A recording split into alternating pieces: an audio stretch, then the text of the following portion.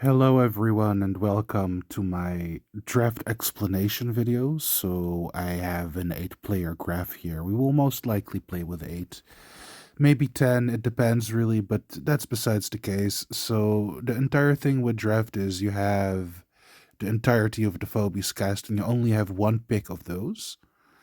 Which is called the vault, or the vault of which you can pick phobies from. And yeah, again, it's nearly every phobie in the roster. And we have included new tiers, or to explain, we have the essentials. So basically, phobies which I deem, or at least me and the council, great or necessary to have an advantage over the field, and generalists, so panic point pickers like one keys and some useless two keys like the Jackalobes and Eternal Night, which don't really have a lot of value otherwise. So what we do is we pick in Snake Draft, as well as every phobie has a certain cost, and you can have a team of 18 picks in this draft. So the thing is, you have tier or prize tiers from ace until generalist. So the aces are the meta or the overpowered stuff like Werewolf and Oculus, Gonzo Bonzo, and you can only have up to two of those in your team per draft. You can swap them out or trade them, but initially you cannot have more than two in any way, shape, way, or form. You cannot have more than two of them. And then you have the still great but not that great phobies like the carries, for example, Moffat, Noxious, Sasquatch, Hevo. Those cost 20 points. You can have a maximum of three of them, but beware because they're very expensive. So you gotta pay attention on how to draft. Then you have the specialist or the phobies, which are great in most situations, like Quagmire, Snappy, Daisy, Unbearable. Those are just even giggles, by the way, and Ready Hater. No, touch him. So those are great phobies to have. They're very versatile, but not that game changing, let's say, or they require a lot of support in order to be that game changing. Then you have the fighters like Blinky, sorry, Primeape 9, or Primeape, I'm a Pokemon player, Primate 9, Temptress, and those are the phobies that are not as good as specialists, but they're quite there power level wise, but they lack a few tools which make them more special. Then you have the supports like Dermic, Paddles, Ice Cream, Prometheus, Woolly Bully, Medibot, etc., which are just like the supportive ones. So they heal, or they change teams or team fights, or they add utility to your team. Then you have the ruffians, or the less successful characters like Sheep, Slammerhead, Moldy Bully, and those are just like cheapish melee picks, or mostly melee picks, which you can play. Or I think they're only melee as far as I know. So they're melee only, and they're just a cheap fit for your team. They're not that great. And then you have the Lokis, or the grunts like Henrietta, Blue, Sucky, Maggie, and those are just cheap picks to finish your team off with. So that's basically how you should draft your team. You have like 200 points, and you have to draft 18 phobies. And from those 18, you have 7 of these two rows. You have to have 4 of the essentials and 3 of the generalists. So you have 3 1 keys and 4 essentials in your team, which cost up to 26 points, because generalists cost 2 points per piece and essentials cost 5 points per piece. So my advice is, when you draft, to be sure to draft them last, because well, Everyone can pick them, they won't run out. So let's say if player 1 wants Le Shovel, player 2 wants Le Shovel. If everyone wants Le Shovel, everyone can have Le Shovel because Le Shovel is an essential. If everyone wants to have Muffin Top, they can have Muffin Top because Muffin Top is a generalist. So that's basically how the idea goes with the draft. So as an example, let's say I'm player 1, I'm lucky, and I want Cupcake in my team. So I'll have Cupcake in my team, but that means that no other player will have Cupcake in their team because I have picked Cupcake. I am paying for Cupcake so that I can use Cupcake. And sorry for that. Player 2 wants Werewolf. All right, so player 2 gets Werewolf. This is why I hate doing this on my phone, by the way. And I'm not scripting. So player 2 has claimed Werewolf. Let me pick some other teams real quick. All right, so to explain the snake draft, everyone has picked their first pick. So it's an ace in every case. All these guys cost 25 points. So the thing with the snake draft is whenever you pick as last, you can pick twice. So let's say if you're a last pick and you want Hematic Ginsting. All right, let me do this stuff real quick. Yeah, this is the problem of the phone. So you've picked Ginsting and you can pick another one immediately after because that's how Snake Draft works. So let's go Attractor because Attractor is kind of a bitch ass. I know I'm not allowed to curse in those videos, but Attractor is an exception because Attractor is really an ass. So move the ass upward. Then player 7 can pick again. So let's say player 7 wants Corn because Corn is Corn, and player 5 wants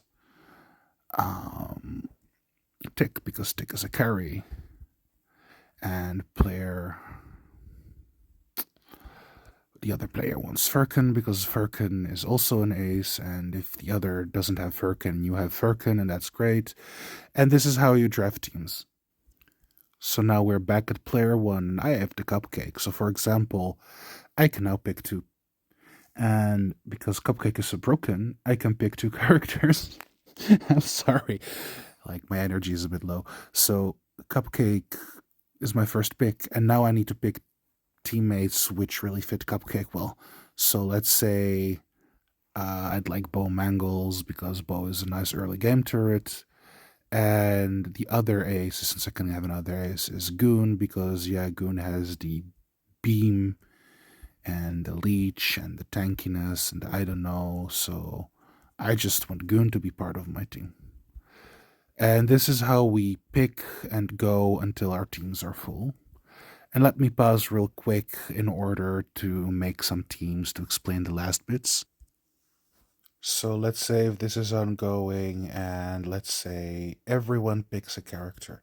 And then I suddenly realize, oh my god, I have to play versus Thought. I don't want to play versus Thought because Thought is overpowered.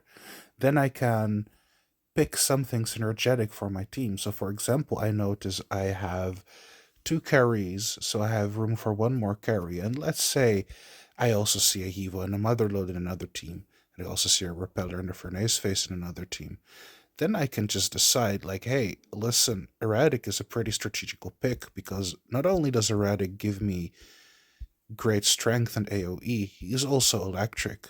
So I could, let's say, adjust my team to the ways I want it to be. And not only that, but Erratic also has great synergy with Oopsie Baby because he covers for Oopsie Baby and Bo Mangles because Oopsie Baby likes turrets. For example, player 2 is more, let's say, the Lemon West under us. You know, he likes the Ivy, he likes the Lila, he likes the Fat 2-2s, and he likes to rush down. So this is what he would pick. And it's super important if you draft to know what you pick and why you pick and have a primary, secondary, and tertiary phobia list of, let's say, your aces and carries, which you just want to play, and base a team or build a team based on that. So since I'm too lazy to fill out the rest, I'll just do something like this because I'm sorry, I'm tired. So ignore the fact that the points are not going to be as correct as they are. I'm even going to pick up some aces. So these are like 12, 13.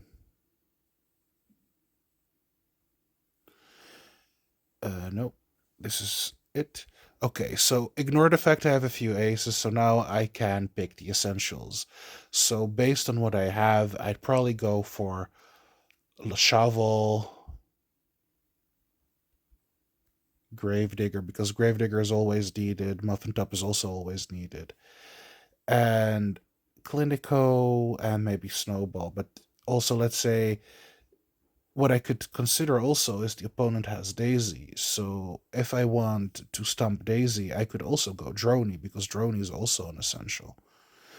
You see? So the thing is, with draft, you have to think thoroughly about each and every step. We make every step together. It is required for you to be live with us when we pick and draft. So please don't miss out.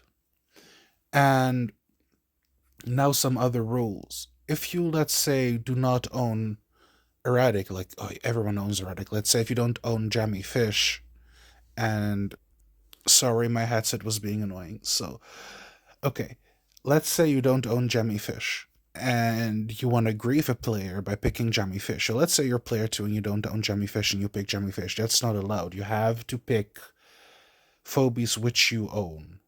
If you pick a phobie which you do not own, you'll have to swap it out eventually. If you do it on purpose, then you'll get a warning or get banned from the tournament. Please do not do that because I do not appreciate that as a tournament host.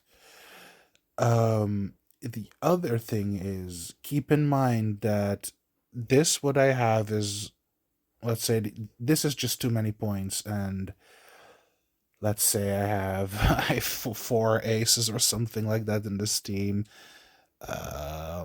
like four carries.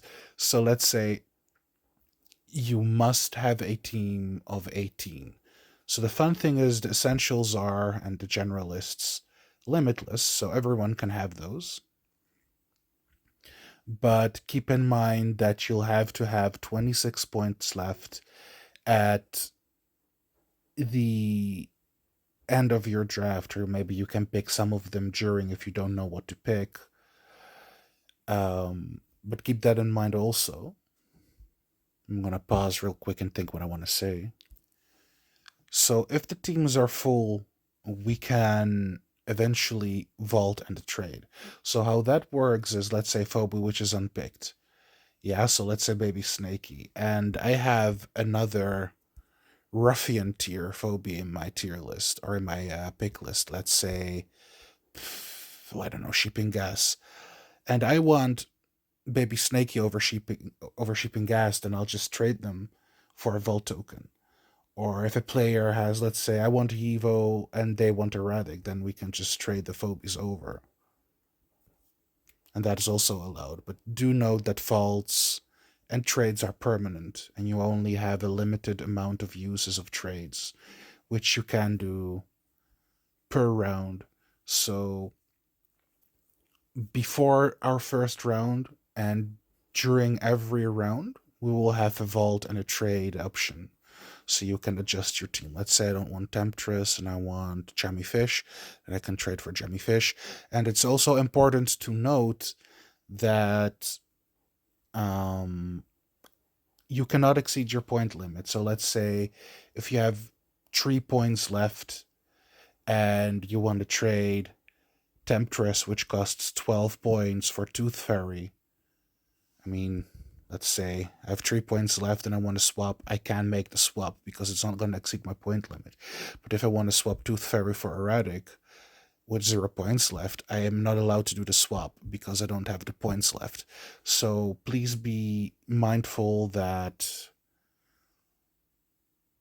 you need to keep your points or the way your points work up close. So here is the graph, by the way, or the document Karst made. Thanks for that, by the way, dude. And this is also an overview which I will use for the tournament, and I'll fill it in real quick just to show you how it works. Anyway, there were some difficulties with the document, so I'll have to do some more work on that, but it doesn't matter. Back in this regulation, Bad Omen was 16 points, so I could trade Bad Omen for Temptress, let's say, if I wished so. Oh, never mind. Temptress. As you can see, that leaves me 5 points. So you can make certain trades as long as the points will remain above 0.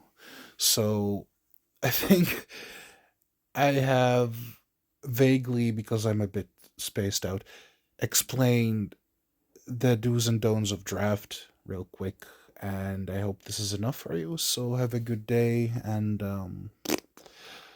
I may make a video which better explains this next time.